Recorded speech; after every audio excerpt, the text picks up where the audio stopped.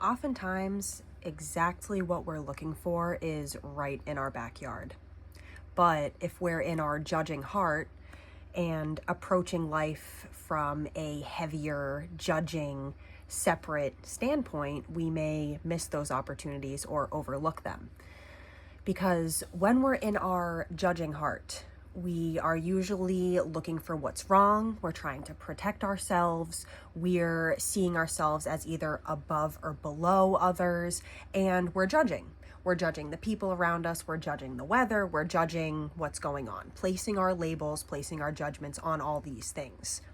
But when we're open enough, even slightly open-hearted, or open to the possibility of the moment, we start to step out of that judgment or that judging heart and we see things for how they are, which is inherently neutral. Everything is neutral until we place our judgments and our labels on it.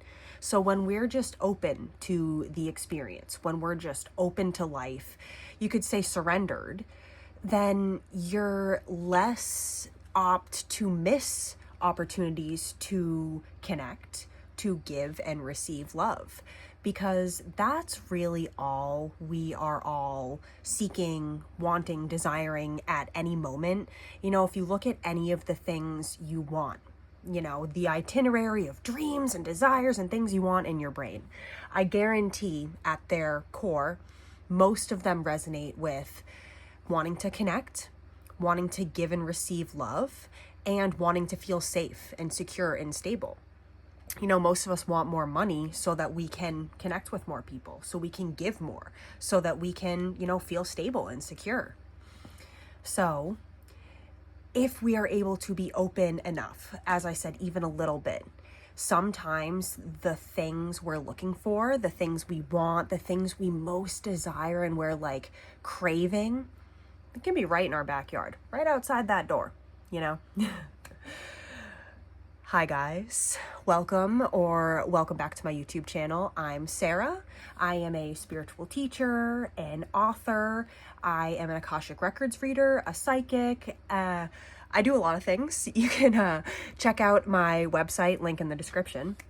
But I am coming on here today to share this message with you guys because the day I'm filming this is August 22nd. It's my best friend Megan's birthday. Happy birthday, Meg. And we're in a bit of a void energy because we're approaching the new moon in Virgo. I believe it's sometime overnight tonight between the 22nd and 23rd of August, 2025. And the energy is felt very void-like. The Schumann resonance has been reflecting this. A lot of astrologers and a lot of important astrological transits have been reflecting this like void, this in-between space where it's like one chapter's ended, we've closed one door and we're in that like dark void as we're about to open the next door. And yeah, so in this void space, it really can bring up a lot of our stuff, like stuff we haven't dealt with. And these things aren't necessarily being triggered by anything. It's not necessarily that the astrological transits are bringing them out of us, even though they may be assisting in that. But the energy is just so still and calm that we can just kind of like see and feel and like be in touch with our own chaos a little bit more. And that can be overwhelming at times. That can look like, riding these highs and lows, like feeling like you're in this like pure white light energy and then like trying to grasp to it as you feel yourself slipping into the darkness, into the, the patterns, the ick, the underworld, the just of the human experience. But as we all know, you cannot have light without dark. You gotta have them both, as you rise, so you fall, etc., etc. So during these like void periods, I always find that, I'm more in touch with my inner world and the things that just haven't been resolved yet. Like the things I just don't have answers for. Those, not necessarily wounds, but just, experiences or traumas or just things that just are not clicking yet. And one of them is just this feeling of loneliness, like just really often feeling lonely even when in a crowded room. And I know that it's more of like a frequency thing that usually I'm feeling this when I am, operating more in like ego and on the surface and just kind of having those like good, how you doing, surface level conversations. I can feel really lonely because I love to get deep. If you guys know me, if you've watched a few of my videos, I like to go, as deep as we can and up, into the light as well. The light of awareness, meaning, going into those depths of like the mysteries and the and the, subconscious and the pains and the like, ugh. And then also like the clarity and the spiritual truths. I love that full spectrum of wisdom and experience and talking about it. So when I'm stuck talking about the weather or like people are bitching about politics, I'm just kind of like, I feel very lonely in a crowded room.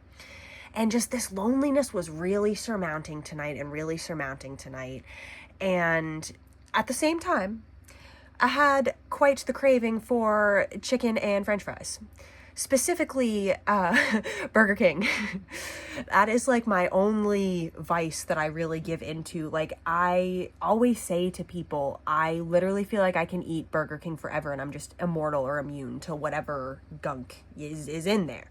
Because it's fast food, and it's cooked with all the yucky oils and it's such high temperatures, but like, I don't know, my DNA loves it. It's like the only fast food I've really ate my whole life. It never, anyway, we're not talking about Burger King.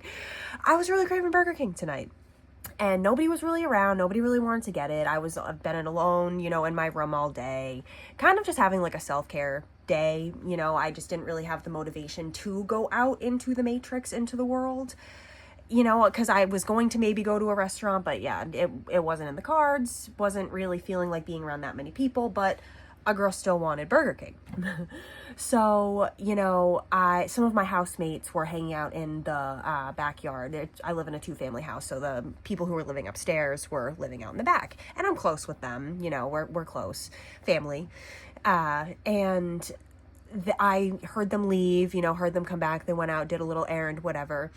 And, I was kind of just like feeling sad about myself, wanting like, some nice tasty treats because I've been, stuck with myself all day. Did some great inner work. This morning was like just such an amazing self-care, self-empowerment, just coming home to myself morning. But like, I just got bored of myself and wanted, some food distraction.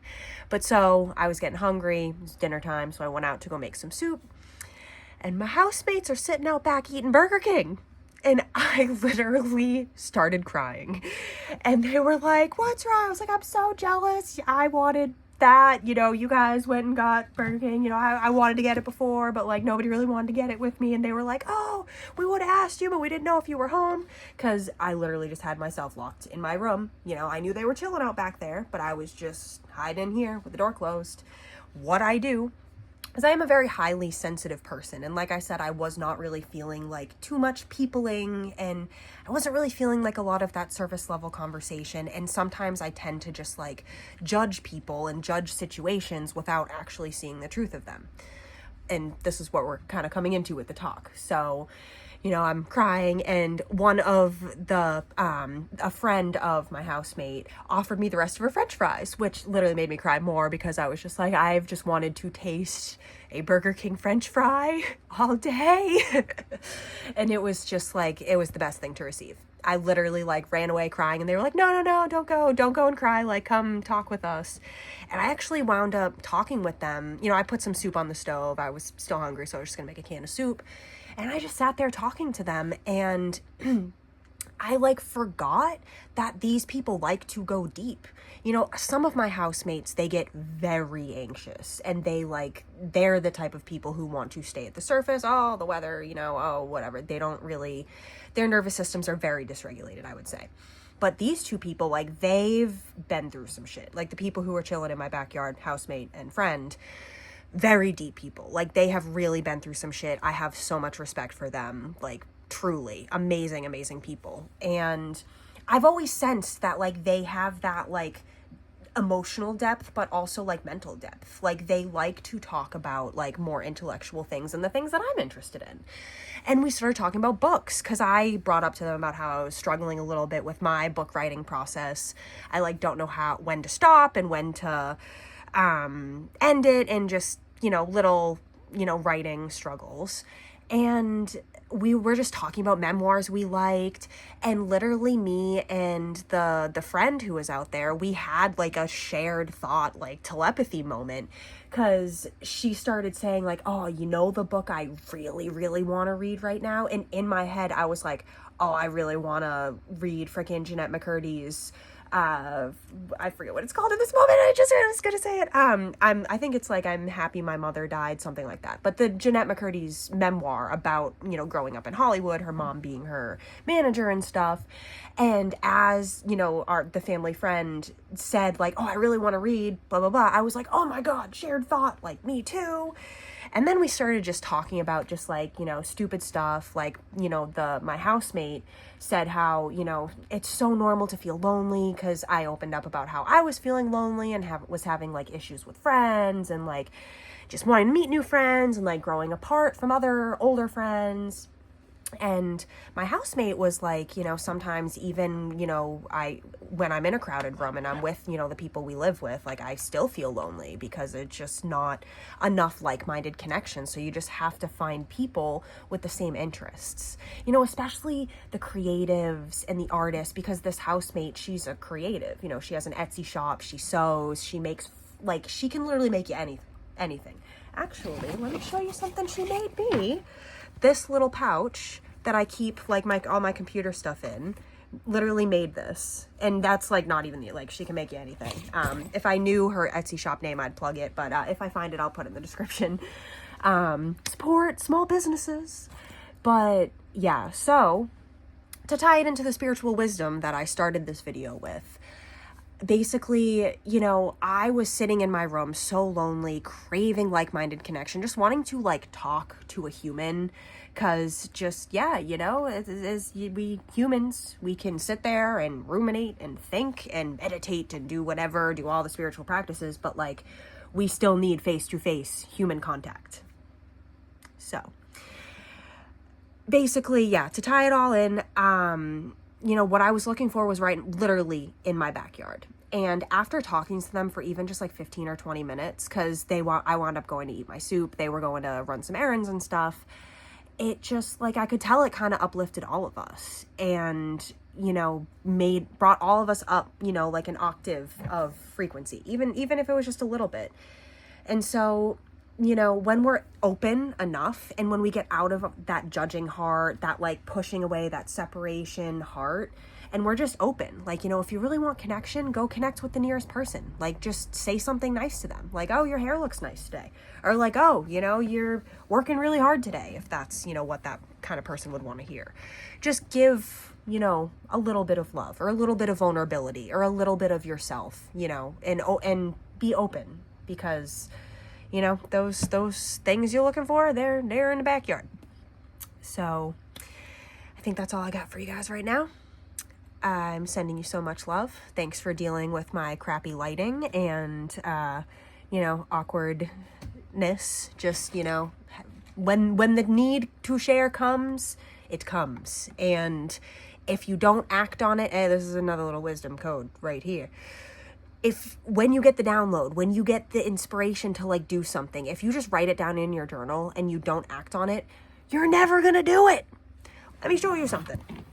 This journal right here, this one with all my funky stickers on it, all these pages up until like, literally, we'll say right here, because this is notes on my book, like a quarter of this notebook is all YouTube videos that I want to make and have wanted to make for the past like 4 years. Haven't made a single one. Not one. Yeah. So don't just write it down and be like, oh yeah, when I'm ready to make a YouTube video or I'm ready to write, like, well, writing's different because, like videos are more like in the moment flow state oriented, and I guess writing can be too. Long story short, just follow through, because if you don't, that idea is just going to sit there and fester and like eat itself, and you're going to just be more anxious and more anxious and more anxious to start. And the more you just like act when the moment of inspiration comes, it's just gonna flow. Like, I thought this was gonna be a 2-minute video. I was gonna end this after that like little wisdom code, but something in me was like, nah, like share the backstory, just connect with connect that, real grounded experience with the spiritual truth, because anybody can sit here and be like, open your heart, you gotta not judge. Like, anybody can freaking say that. But then when you hear, like, the lived experience about how, oh, there's another kitty.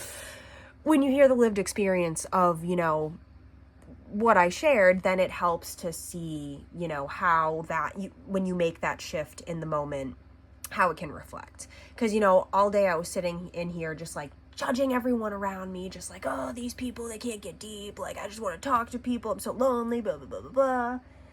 And then the second I actually sat and connected with one of my kitties, the gray one who came in before, my smoky kitty, that's what kind of like brought me back to balance. I just sat and connected with her, loved on her. She laid on me for a solid like 20 minutes.